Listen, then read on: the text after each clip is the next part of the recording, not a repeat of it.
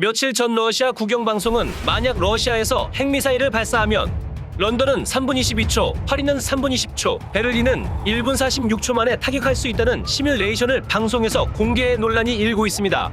현지 시각 1일 프랑스 언론에 따르면 러시아 인기 토론 프로그램에서 극초음속 탄도를 장착한 사르마트 핵미사일을 발사해 유럽의 주요 도시들을 공격하는 상황을 인포그래픽 자료와 함께 보여줬습니다.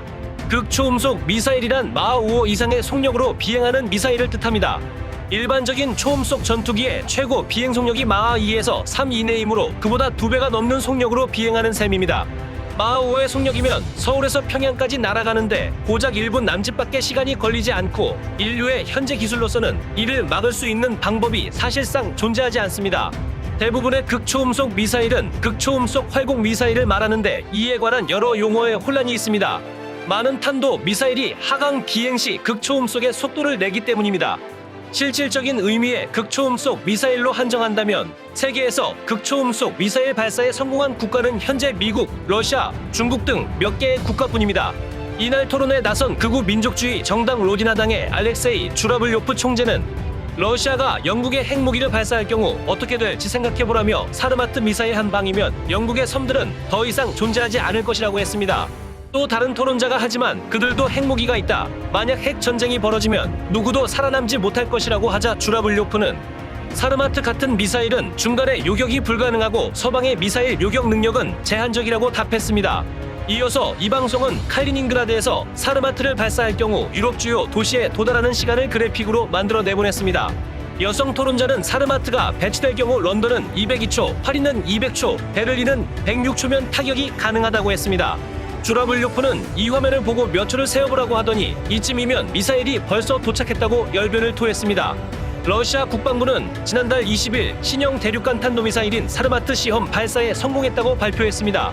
사르마트 미사일은 프랑스 본토나 미국 텍사스, 캘리포니아 크기의 지역을 한 방에 초토화시킬 수 있어 전 세계에서 가장 강력한 핵무기 중 하나로 평가됩니다. 블라디미르 푸틴 러시아 대통령은 사르마트 미사일을 두고 당분간 이것과 비교할 만한 무기는 없을 것이다. 적들을 다시 생각하게 만들 것이라고 경고했습니다. 러시아의 사르마트 미사일은 미국 미사일 방어체제를 뚫을 수 있는 세계 최대 대륙간 탄도미사일입니다. 길이 35m, 직경 3m, 무게 208톤, 최대 속도 마하 20, 최대 사거리 18,000인 사르마트는 다탄도 미사일로 메가톤급 핵탄두를 15개까지 탑재할 수 있습니다. 핵탄두 위력은 1945년 일본 히로시마에 투하된 원자폭탄보다 2000배나 크고의 액체 연료를 사용하고 경락고에서 발사하는 3단계 미사일입니다.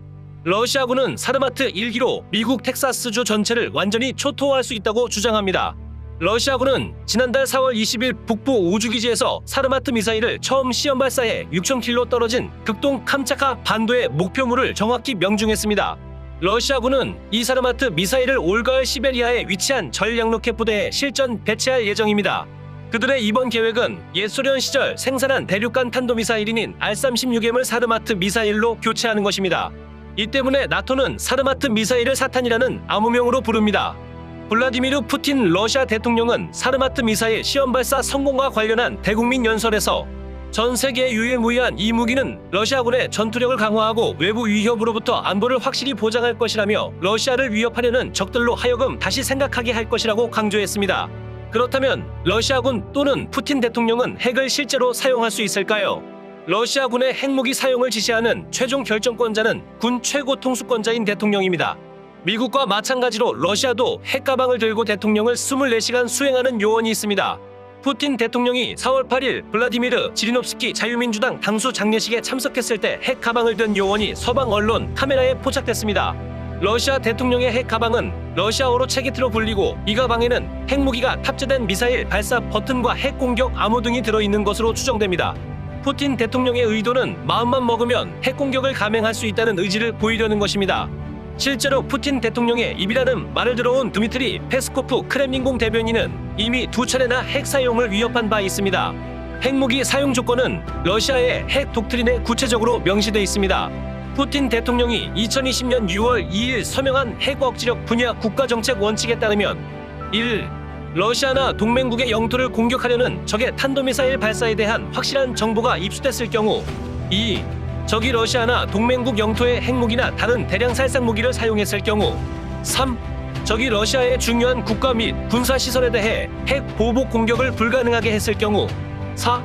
국가 존립 자체를 위험에 빠뜨리는 재래식 무기를 이용해 공격했을 경우 등의 핵무기를 사용할 수 있습니다. 특히 페스코프 대변인이 푸틴 대통령이 전술핵 사용을 배제하지 않고 있다고 언급한 점도 눈여겨볼 대목입니다. 핵무기는 전략핵과 전술핵으로 구분됩니다. 국가 기반 시설 등 광범위한 지역을 파괴할 목적으로 사용하는 전략핵은 대륙간 탄도미사일, 잠수함발 사탄도미사일, 장거리 폭격기에 탑재되어 발사됐다. 반면 전술핵은 특정 군사적 표적이나 제한된 목표만 타격하는 소형 핵무기로 폭발력은 제한적입니다. 세계 군사력 1위는 미국이지만 러시아는 미국에 비해 전술핵 분야에서는 상당한 우위를 보여왔습니다. 미국 과학자 연맹이 2월 발표한 보고서에 따르면 러시아의 핵탄두는 모두 4,477개이며 이 가운데 실전 배치된 전략 핵탄두는 1,588개입니다. 나머지 전략 핵탄두 977개와 전술 핵탄두 1,912개를 저장고에 보관하고 있습니다. 반면 미국은 미국엔 전략핵, 유럽엔 전술핵이라는 이중 핵카드를 꺼내든 푸틴 대통령의 핵 위협이 공포탄이 아니라고 보고 있습니다. 미국은 3,708개 핵탄두를 보유한 가운데 전략 핵탄두 1,644개를 실전 배치하고 전략 핵탄두 1,984개와 전술 핵탄두 130개를 저장고에 비축하고 있습니다. 또한 유럽 각국 6개 기지에 B-61 핵폭탄 등 전술 핵탄두 100개를 실전 배치 중입니다. 미러 양국의 전술 핵무기는 2010년 체결된 신전략무기 감축협정에 적용을 받지 않고 이를 규제하는 국제적인 합의도 없습니다. 러시아가 지속적으로 전술 핵무기 사용 의도를 보여온 것도 이 때문입니다. 스콧 데리어 국방정보국장은 최근 하원 군사위원회 청문회에서 푸틴은 핵무기를 사용하면 나토에 대해 비대칭적 군사 우위 확보가 가능하다고 생각할 수 있다고 지적했습니다. 윌리엄 번스 미 중앙정보국 국장은 1945년 이후 유럽에서 일어난 최대 공격인 우크라이나 전쟁이 핵무기 사용으로 확대될 위험이 있다면서 어느 누구도 전술핵 사용 위협을 가볍게 볼 수 없다고 강조했다. 미국 정부는 최악의 상황에 대비해 타이거 팀을 가동해 비상계획 마련에 나선 상태입니다.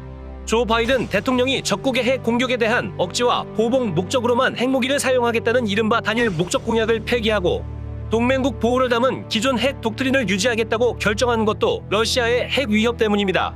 서방 군사 전문가들은 러시아가 우크라이나 전쟁에서 계속 수세에 몰리면 핵무기를 사용할 수 있다고 전망했습니다. 또한 나토의 확대를 막기 위해 핵전쟁을 감행할 수도 있습니다. 볼로디미르 젤렌스키 우크라이나 대통령도 푸틴이 전술 핵무기를 사용할 경우에 대비해야 한다고 경고했습니다. 영상은 여기까지입니다. 재밌게 시청하셨나요? 오늘도 시청해주셔서 감사합니다. 좋아요와 구독, 알림 설정을 눌러주시면 영상 제작에 큰 힘이 됩니다. 다음번에는 더 좋은 영상으로 찾아뵙겠습니다. 오늘도 행복한 하루 보내세요.